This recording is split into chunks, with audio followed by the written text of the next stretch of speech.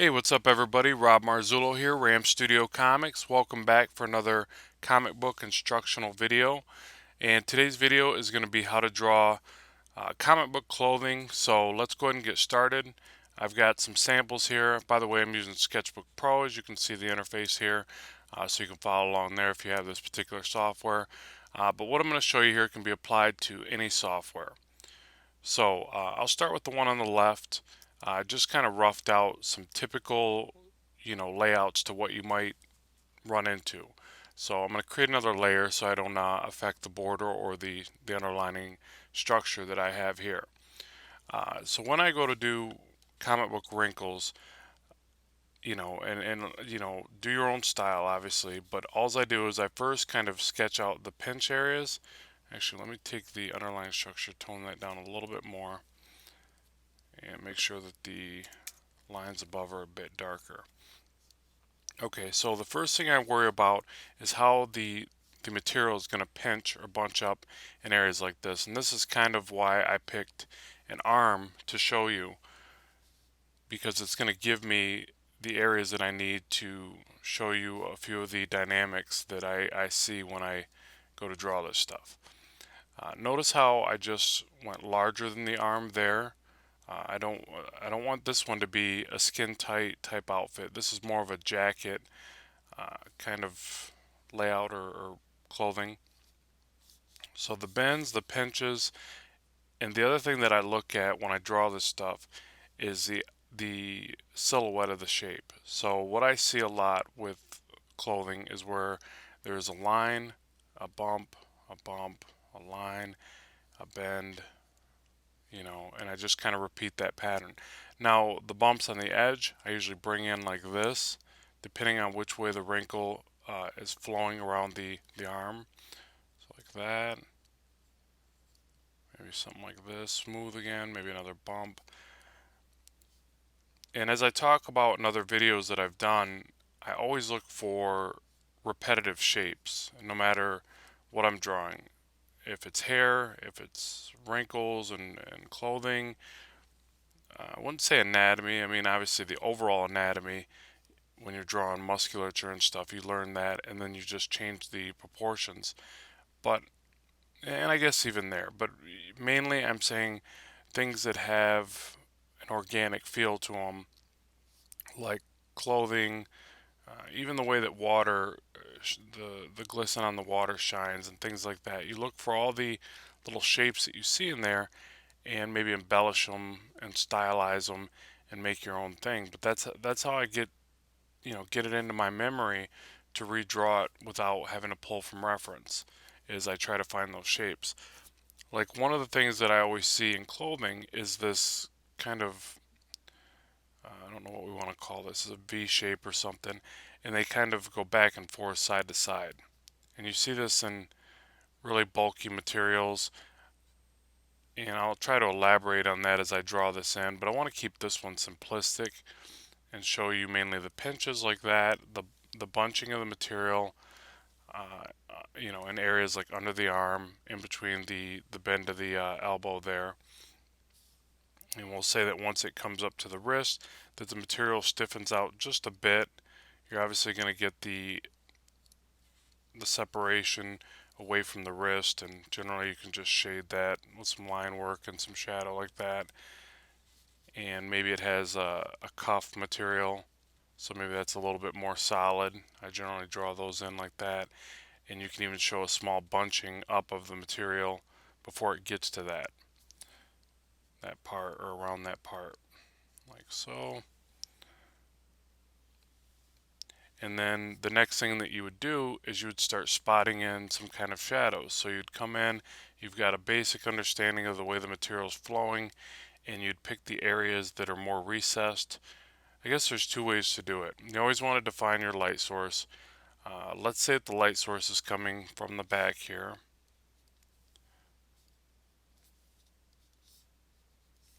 There's our light source. And I would probably kind of trace the shape a little bit, giving some um, roundedness to the form as I'm drawing in the shadows. But you can pretty much, let me control Z back. You could pretty much kind of just picture the light doing something like this and then fill it in from there. Um, I guess the beauty of digital or even traditional, you can draw that in and then begin to sketch your shadows. But as you sketch the shadows, to keep in mind that they are going to round with these other smaller forms also. So you'd kind of do that too. You wouldn't want to just draw that smooth shape that I put in there. So maybe something like this. Every now and then doing a small separation from the shadows as if a highlight is kind of breaking through the form. I think that makes the wrinkles look a little bit more dynamic. But you don't want to overdo those little highlights and things, especially if you're not familiar with, if you're not a strong artist with shadows, anyways. You want to make sure that you don't overly silhouette objects or put too many highlights in there that actually take away from the understanding of the artwork. You want to make it quick and easy to read, especially for comics because everything's getting shrunk down, so you have to really not overdo little things like that. It always seems cool when you're in there drawing to kind of add stuff like that and you feel like you're, making your artwork more advanced, but in all reality, you're taking away from its quick read. Quick read is really important in comic book drawing, so you got to be very subtle with things that you do.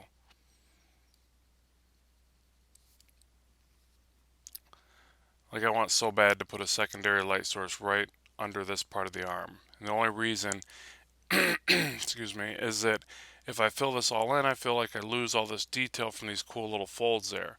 So I'm wanting to say get to this area. Let's say bring it to about here.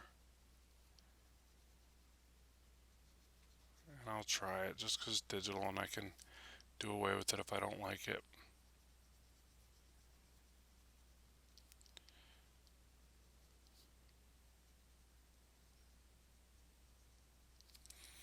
And then what I would do, let me spin the canvas because I like to do my lines a certain way here.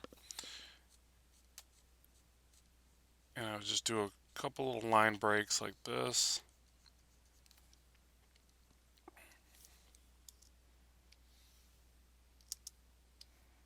Always pan back to see if it even works or it even reads.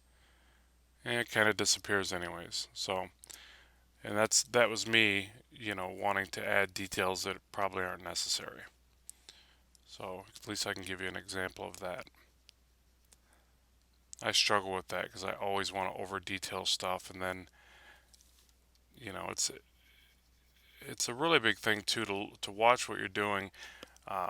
If you haven't had a book published before, I guess you wouldn't know as well, but you should be publishing your own books. I talk about that too in other videos. You should be drawing comics with your buddies and self-publishing and making your own.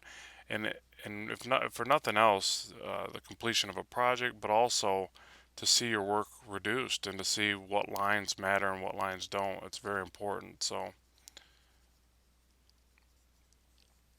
as I digress from the topic, okay, so if you see, I'm just kind of filling in some shadows. I made that shape look a little too, I think, a little too evenly shadowed, but that's fine. I just want to show you a way that you can create wrinkles and folds and what to look for, and then you should practice your own way of doing it in your own style. So the other shape that I was telling you about, these little bends here, and you'll see this in, if you look at clothing around you, leather material does it a lot. I think all the folds really do it, but the only difference is if it's a thicker material, then this area right here between these two bends can be thicker and more bulged out. So if you were to look at it in a dimensional kind of side view or something like that, it would probably go like this, up, back down and around like that. And that's what you're seeing. So this part here is that raised area like this. So you want to kind of envision that as you're shading it, just like this area here, I would picture is bending like this and getting smaller as it goes this way. So you just kind of picture that and draw those in. Now, one of the things I do is I'll shade these little V's or U's like this, and then I'll just kind of do a couple little line breaks.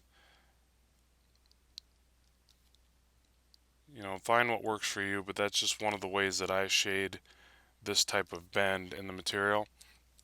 And then say I want, we've got the light source coming from back here. I want to show that this bend here, this larger bend in material, has some depth to it. I would just do another series of lines, something like this, maybe some cross hatching, and I would, try to round out that form. But first I'll block in all my shadows before I go to that.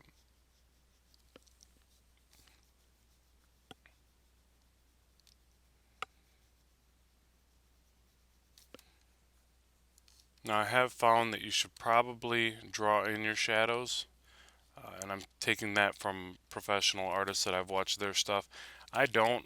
I still kind of sketch my shadows in. I don't know if old habits are hard to break or what, but that's just me.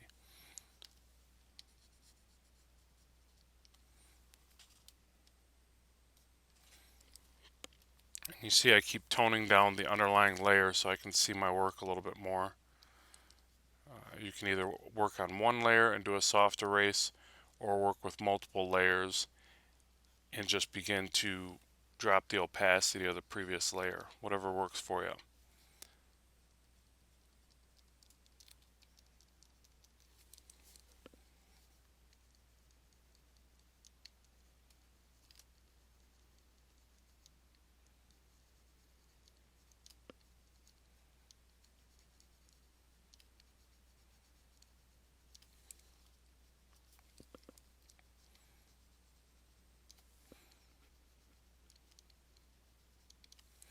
Okay, so there's some of the shadow blocked in. Excuse me. And I think what I would do in this particular angle is that I would actually shadow both sides. That's why I drew this little line down here. So let me fill that in real quick.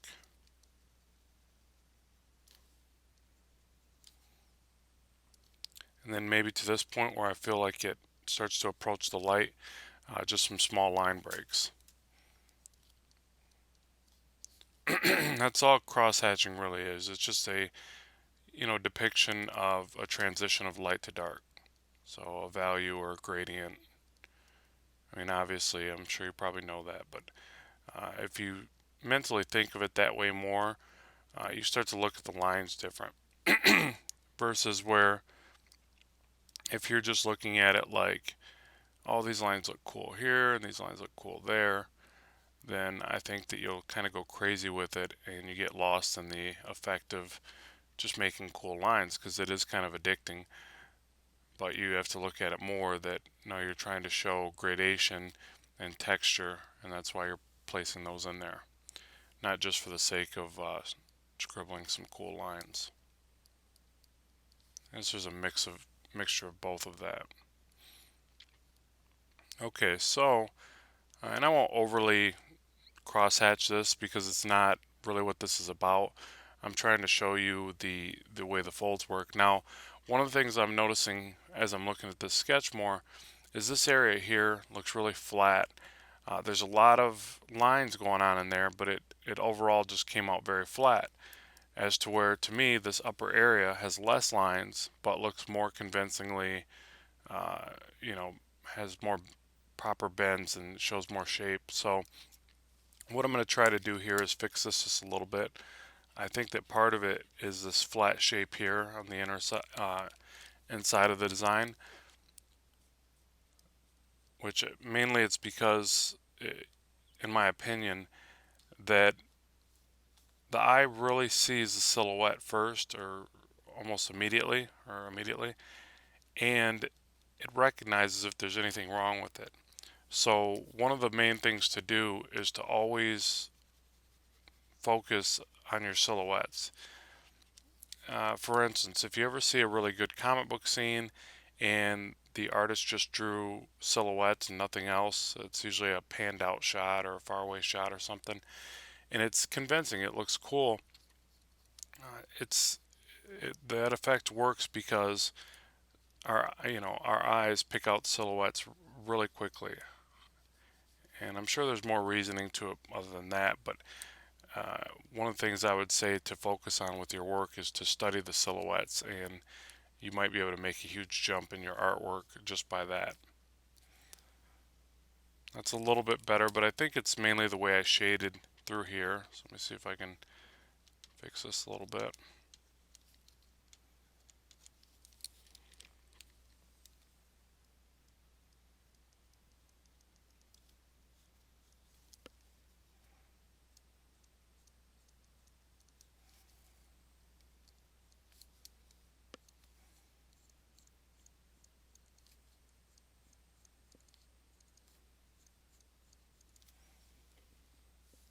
And pan back. That's always a good way to spot errors too. And the other thing I don't like about the top section here is that it looks a little bit too even. So the transition from what I would consider the excuse me, bicep area to the shoulder is all just too smooth of a line. If you study your clothing, it never does that. There's always a definite larger, I would say, bulk shadow to the shoulder, maybe that does more like this. You want to be careful not to trace out the musculature, though. That's something I had a problem with when drawing this stuff, and I kind of still do. But that's not what I'm trying to show there. I'm not trying to necessarily show the shoulder, but the material does generally bunch up, uh, under the bulk of the shoulder. But just be careful not to trace out the anatomy too much.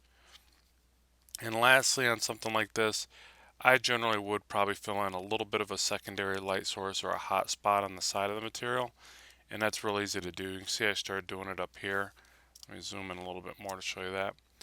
I would just kind of, not real heavy, but just a couple little lines and some gradation or shading around the perimeter. So I do maybe a line, a couple little lines and around, and all of a sudden it gives you a little bit more of a hot spot. And then I would go back and do a little bit more of the outlining to give it more line weight. It's very important. I think line weight, pound for pound, line weight does the most for a comic book illustration, especially for the time that it takes. It's really quick, but it makes the artwork just stand out way better. If you want to see somebody that uses line weight really well, look at the old Todd McFarlane stuff back when he used to draw, um, which I'm sure he still draws, but I don't see as much of his work around anymore. But he had some really amazing use of line weight. It was just like almost overdone, but it was done just so well that it made the characters just jump off the page. I think it's one of the things that really led to his art looking so dynamic at times. Um, all right, so let's see here, like that. Okay. All right, so that's how I would do kind of some bulkier clothing. Probably not my best, but for the sake of explaining it, hopefully that gets you a little bit closer to what you're trying to do. I could probably just keep going with it because it's one of those things where it's got a lot of little details to that type of work. So you can kind of keep refining it, and adding more and more wrinkles and taking some away and getting it where you want. Okay, so there's my jacket style effect. Now let's come over to the dame here and let's tone the opacity back up just a little bit more. Okay, so a couple things I wanted to show here, hopefully relatively quick because this video is already coming up to the 20-minute mark. So sorry about that. But the thing I would like to show here is some type of shiny clothes. I think one of the requests I had was how to draw. It was how to draw clothing, and then one was how to draw like leather. And I picked these two subject matters for comic illustration because I feel like it's the two most used clothing in comics. You've got the shiny kind of spandex material, and you've got the wavy kind of jackets and things like that. So I think that those are the two most used. So those are the two I would address. And forgive the sketch here; she's a little out of proportion, out of whack. But I didn't want to spend too much time on that. So um, now, generally, the way I would approach this, say she's wearing, we'll say some uh, darker colored spandex type material. I would define a light source first. On these, I would probably do a stronger kind of light source on the front of the leg. And this can be tricky, but what you want to do, in my opinion, is define the shape, give it a little bit of a roundedness. And I see I've got the light source kind of more to the right of the leg here. I would picture then you want to keep that going and do that over here too.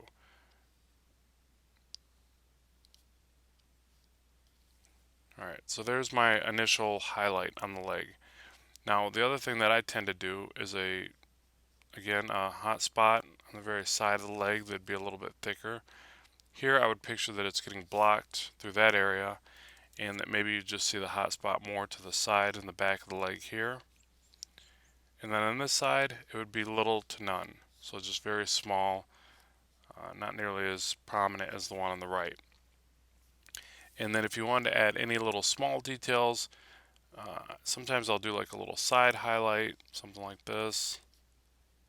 You know, maybe it bounces closer and further away from the larger highlight. And let's see if that even works, because it's looking flat to me, so I might not go with this style.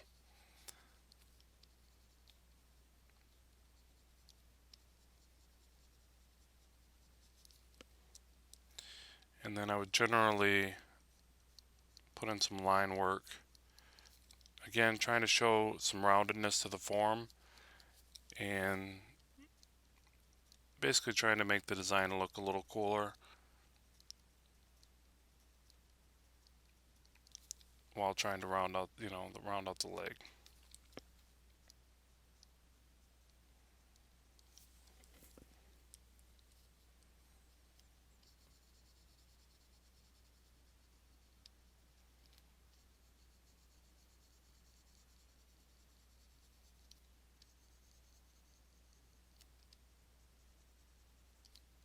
And just give me a moment while I scribble this in.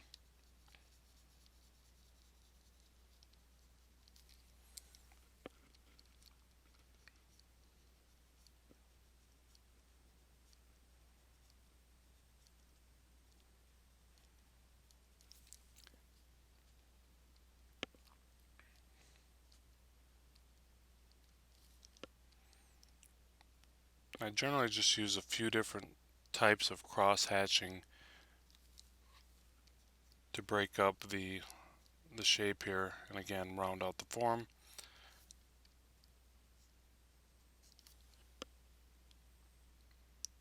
Something like that, pan back. Yeah, not too awfully bad. It's not great, but does the trick. So then the same highlights over here, again, the side kind of highlight, which I think I would actually make that stronger. I think it would open this up more. So let me see. Maybe I'd just leave a small break of a shadow before it hits the larger highlight. I think that would round it out more. Yeah, I do think that would help because by leaving the outline lines, the outer lines too evenly from left to right, it doesn't show the light source as well. But by thickening up the highlight from this side, maybe adding just a few more little line breaks or cross hatching like that, I think it rounds it out a little bit more. So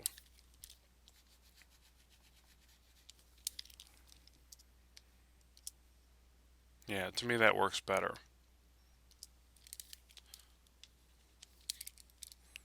And again, I would define some kind of highlight more to the right of the form as we're looking at her. Maybe something like that. Maybe have it break off, something like that. Some little trace lighting. The other thing is the material would probably bunch up just a little bit right here. So maybe a couple little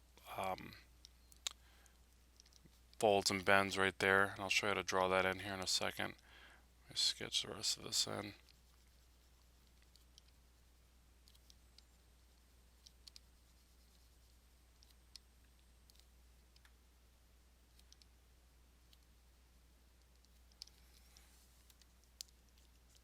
again, a little bit of cross hatching, or not really even cross hatching here, just feathered lines.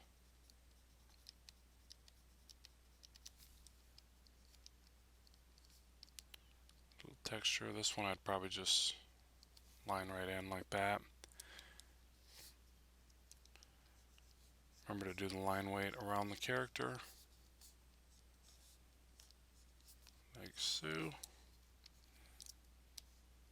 Yeah, so that's starting to get a little bit more convincing of the shiny, tight spandex yoga pants.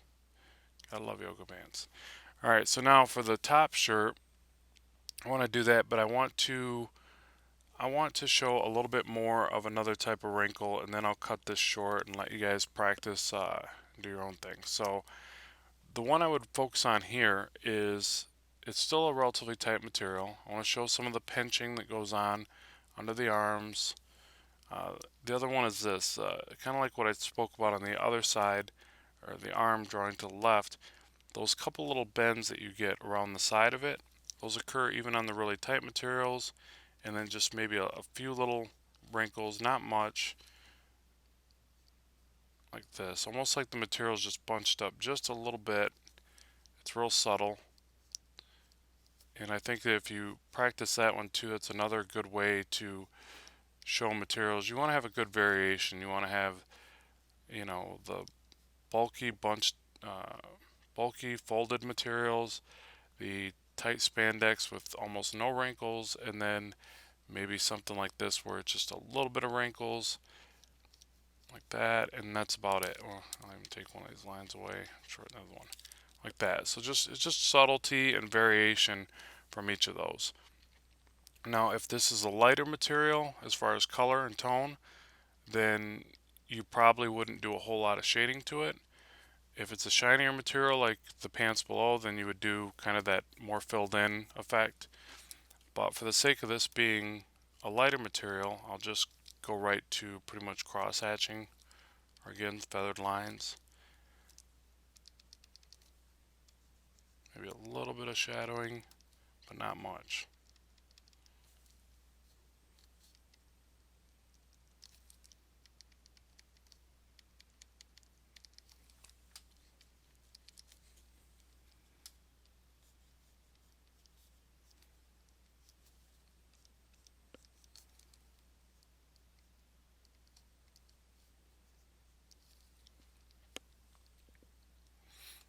And then the most famous of all wrinkles and folds, gotta throw this in here, the cape. You gotta have the cape. So how I would do that, I kind of do my capes a little bit like I think of hair, the way that I, just would draw hair flowing down and around. That's the same way that I think of capes. So if you just mix the two things that, the things that we've drawn here, and then flow that in with the way that you might draw hair or ribbons, and capes become pretty easy at that point.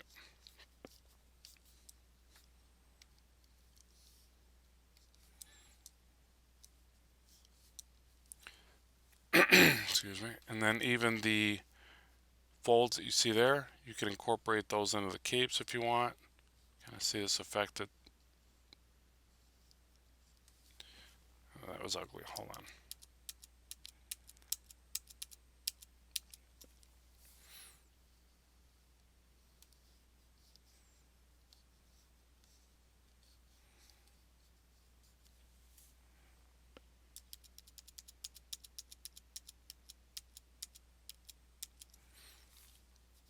Sometimes you'll see the material bunch up and kind of do those same shapes, those rounded, I don't know, that's not working into the drawing really well, so I'm going to leave that out. But I assure you, it can be put in there at certain parts of the artwork. Maybe right here. There we go. A couple little bends right there.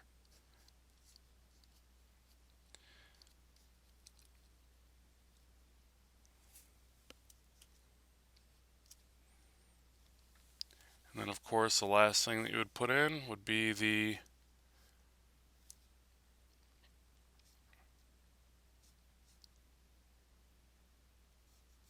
marking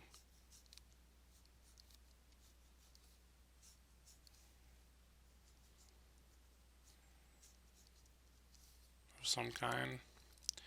And all you got to do that is just shade it a little bit differently than the underlying material. Real quick and easy to do. And that's it. And the rest is just shadowing and stuff like that. And you can look at other videos on my channel, and I go into more depth about cross hatching, shading, things like that, lighting.